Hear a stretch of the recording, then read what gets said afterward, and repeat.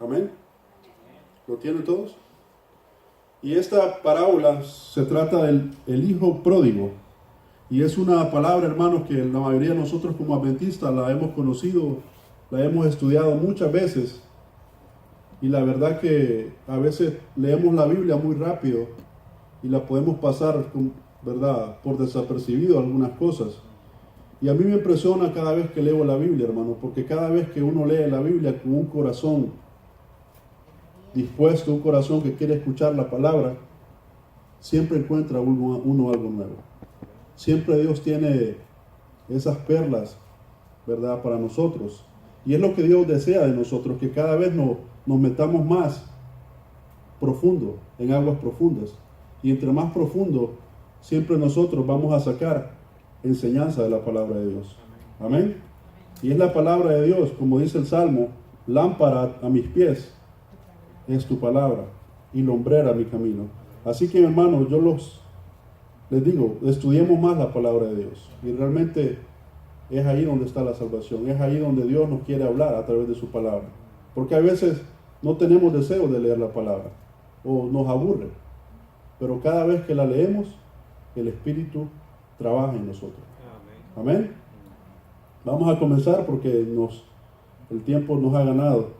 Y dice el versículo 11, también dijo un hombre que tenía 2 hijos, y el menor de ellos dijo a su padre, Padre, dame la parte de los bienes que me corresponde, y le repartió los bienes.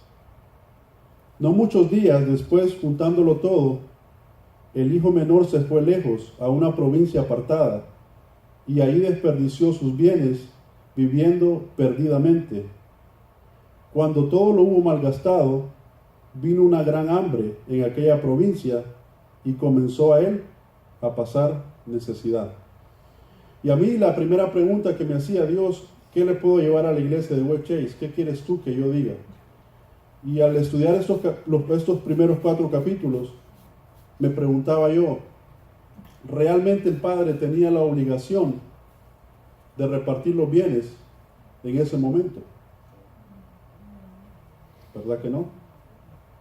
¿Verdad? Es más bien era una gran ofensa para el padre que el hijo menor viniera y le dijera, dame lo que me corresponde.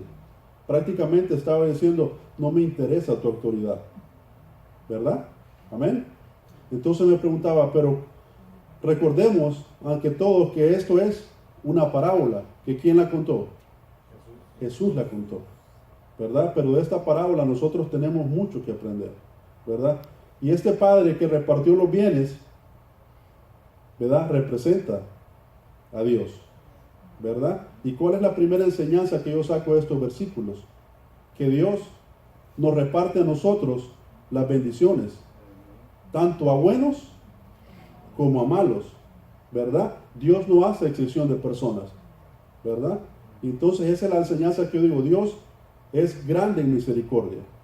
Ya sea que tú estés en la iglesia o no estés en la iglesia, las bendiciones Dios te las da, ¿verdad? Y es decisión de nosotros ver qué vamos a hacer con esas bendiciones. Lastimosamente, a veces nos damos cuenta muy tarde, cuando ya hemos perdido todo, que hemos desperdiciado las bendiciones del Señor. Amén. Y eso es lo que realmente me llamó mucho la atención. ¿Por qué el padre tuvo que haber dado los bienes cuando no tenía la obligación? Porque Dios siempre está dispuesto a darle los hijos a manos llenas. Pero es decisión de nosotros ver qué vamos a hacer con esas bendiciones.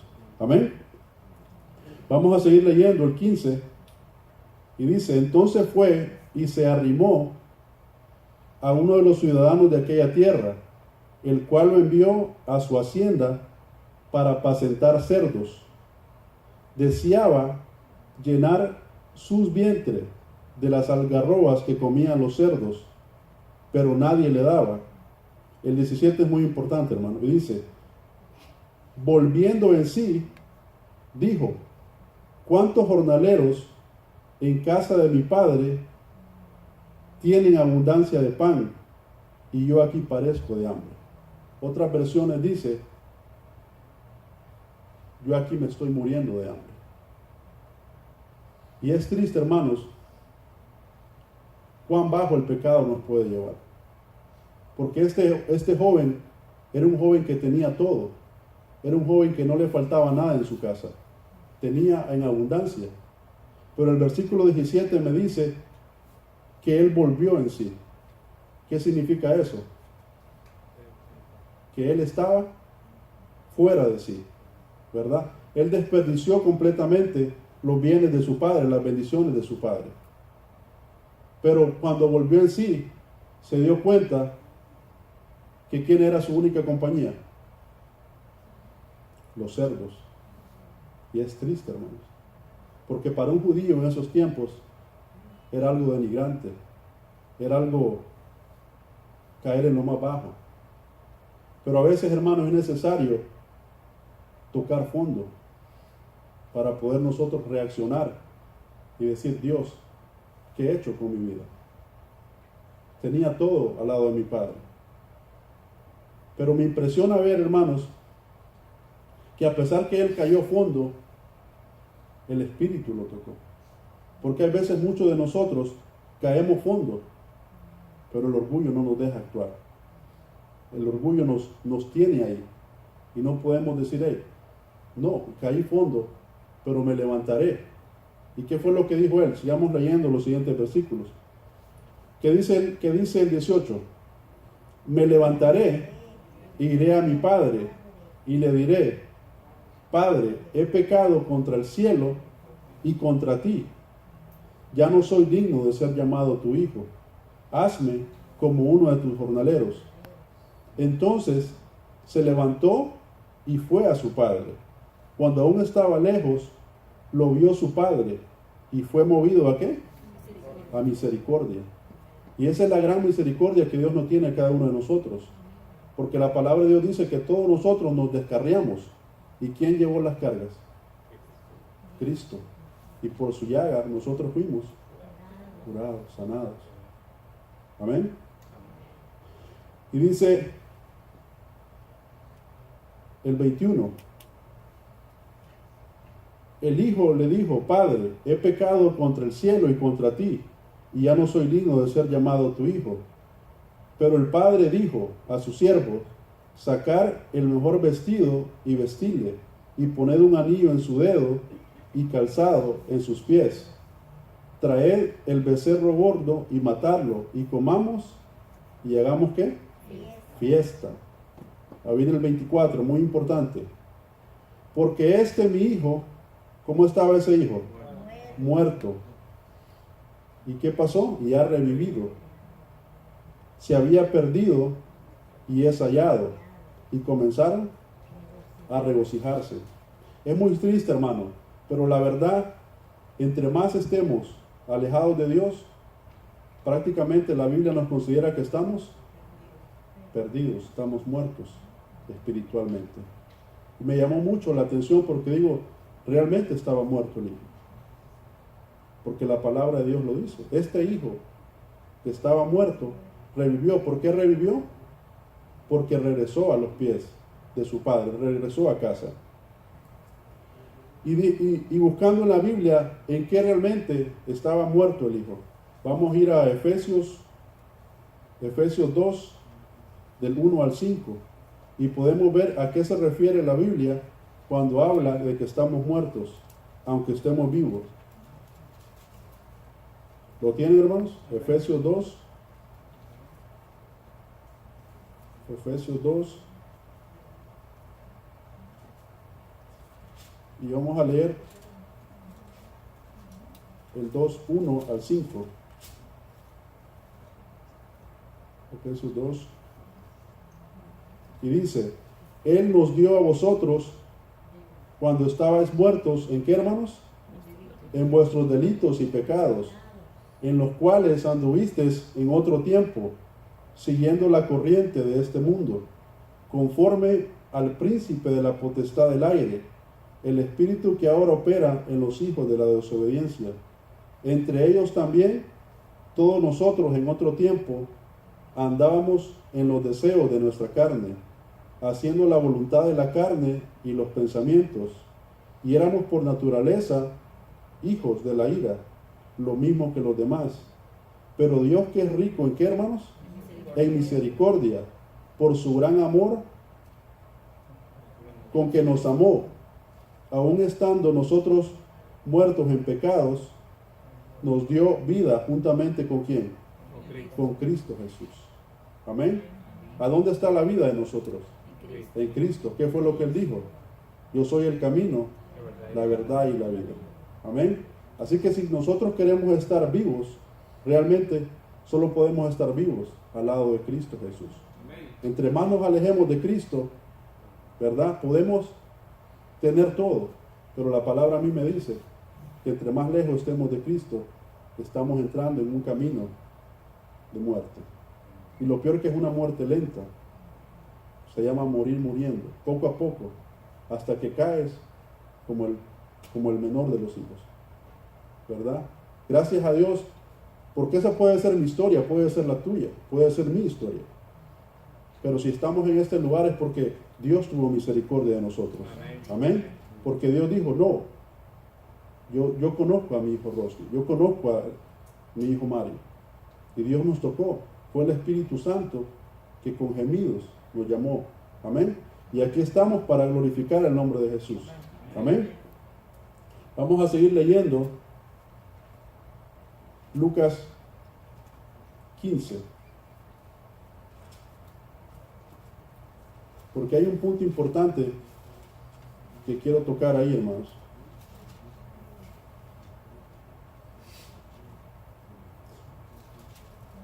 Y dice el versículo 25. El hijo mayor estaba donde, en el campo. Al regresar cerca ya de la casa, oyó la música y la danza. Y llamando a uno de los criados, le preguntó qué era aquello. El criado le dijo, tu hermano ha regresado, tu padre ha hecho matar el becerro gordo por haberlo recibido bueno y sano. Entonces, ¿qué pasó con el hermano mayor? Se enojó y no quería entrar. ¿Verdad? Ese a veces, hermanos, es el sentimiento que nosotros como cristianos tenemos. Es un sentimiento que no debería haber entre nosotros, el enojo. Principalmente si viene gente nueva, si vienen hermanos, porque la misión de la iglesia es para salvar, para bautizar.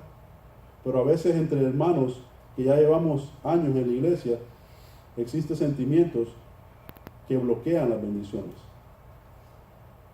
Sigamos leyendo por qué digo eso. Dice allá adelante, pero salió por tanto su padre y le rogaba que entrara. Pero él respondió y dijo, Padre, tantos años te he servido. Así dice, amén. Tantos años te he servido, no habiendo desobedecido jamás, y nunca me has dado ni un cabrito para gozar con mis amigos.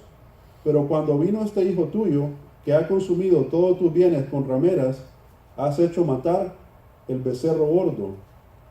Él entonces le dijo, Hijo, tú siempre estás conmigo, y todas mis cosas son tuyas. Pero era necesario hacer fiesta y regocijarnos, porque este tu hermano estaba muerto y ha revivido, y se había perdido y ha sido hallado. Y es triste, hermanos, ver esta historia, porque podemos decir que el hermano mayor nos representa a nosotros, los que llevamos mucho tiempo en la iglesia. Pensamos que estamos aquí en la iglesia, en el techo, cubiertos, pero podemos estar, como escuché por ahí, realmente perdidos. ¿Por qué? Porque nos hemos conformado.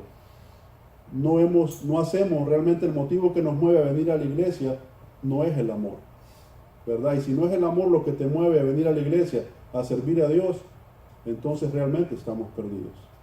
Y eso es el punto que más quiero resaltar aquí ahorita es ese, hermano. Tenemos que nosotros ser más amorosos, ser personas que realmente nos duele el dolor ajeno. Porque a veces miramos la necesidad y no hacemos nada. Y me alegra mucho el Padre, porque el Padre miró que tenía que hacer algo y el Padre actuó, repartió sus bienes, pero hay veces que como padres miramos que hay necesidad de nuestros hijos y no hacemos nada. Amén. Y así que lo que nosotros tenemos que hacer, hermanos, es cada día entregar nuestras vidas a Dios. Cada día pedirle a Dios, Dios, quita ese sentimiento de mí. ¿Y cuál era el sentimiento que tenía ese hermano? El enojo. Y a veces entre nosotros, hermanos, tenemos sentimientos no solo de enojo, la envidia, la avaricia. Y es triste que el hermano mayor dice, nunca me has dado ni un cabrito. Pero tú sabes que al principio de la parábola, ¿qué fue lo primero que hizo el padre? Repartió los bienes. Pero el hijo mayor estaba cegado en esos sentimientos, porque así estamos cegados a veces nosotros, hermanos, que no miramos las bendiciones que Dios nos da a diarios, pero no la disfrutamos porque esos sentimientos nos bloquean. Así que pidámosle a Dios, Dios, sí, yo soy enojón, sí, mi mal carácter, sí, no me controlo porque ese hermano me cae mal, pero entreguémosle ese corazón, esos sentimientos a nuestro Señor, para que realmente tengamos una relación con Él. Amén. Porque a veces llevamos 15, 10 años en la iglesia, pero realmente nuestro corazón no está con Él. Amén. Así que ese es mi consejo, hermanos. Tratemos de cada día buscar al Señor. Para ir concluyendo, voy a poner un video. Pido disculpas porque hay unas imágenes un poco pesadas, pero primero Dios que entendamos el punto de ese video y que retengamos lo bueno. Amén. Pero mi consejo esta noche es: no cambies lo que Dios te da. No cambies nunca lo que Dios te ofrece en este lugar. El mundo no te ofrece nada bueno. Lo que el mundo tiene allá es una diversión pasajera. Pero el amor que Cristo Jesús te da día a día no tiene precio. Aprende cada día a acercarte más a Dios. Aunque mucha gente afuera te diga, fanático, que estás loco, pero tú sabes que estás al lado del Padre. Yo no sé si como padre estás pasando una historia así, o como hijo estás a punto de dejar la iglesia. Mi consejo es: no lo hagas. Pídele a Dios cada día amor. Cada día decir: Dios, yo no pierdo la fe. Aunque el problema se ponga cada día más oscuro, aquí estoy. Así que, mis hermanos, recapacitemos un poco. A veces no valoramos las bendiciones. Y todos los días Dios las hace nuevas cada mañana. Amén. Que Dios bendiga su palabra.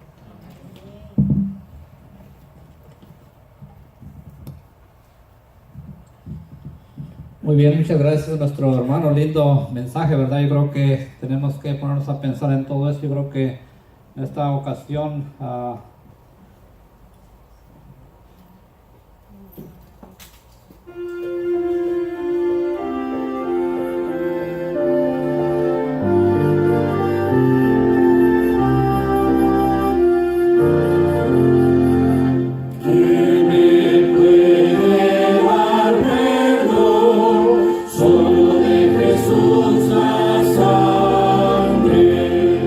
Y un nuevo